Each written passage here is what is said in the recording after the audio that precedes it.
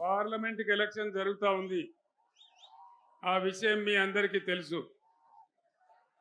గత 4-5 నెలల క్రితం అసెంబ్లీ ఎలక్షన్ జరిగింది.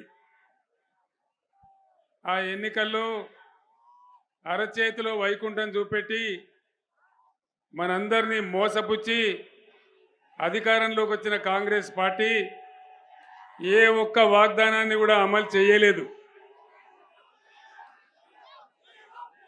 రైతులను, యువకులను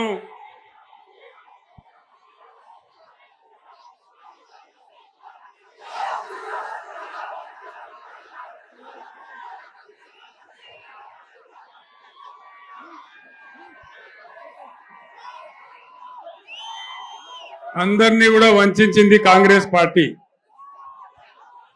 నేను ఇంకా 2 సభలకు వెళ్ళాలి. మీరు కొద్దిసేపు నిశ్శబ్దంగా ఉంటే చివరిలో నినాదం బాగా చెప్దాం.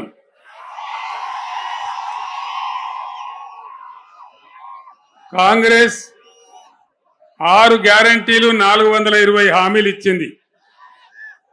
ఒక ఉచిత బస్సు అనేది తప్ప ఇంకా ఏది కూడా నెరవేర్చలేదు. ఆ విషయం మనందరికి తెలుసు. రైతు బంధు అందరికి పడ్డదా? పడలేదా? నర్సాపూర్లో కూడా పడలే. 2 లక్షల రుణమాఫీ జరిగిందా? జరగలేదా? ఆనాడేమో ముఖ్యమంత్రి కేసీఆర్ ₹1,00,000 మాఫీ చేసిండు.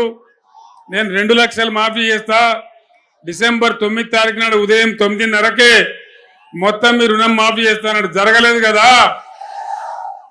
కరెంటు సరిగా వస్తుందా? మరి ఎక్కడికి పోయింది మన కరెంటు?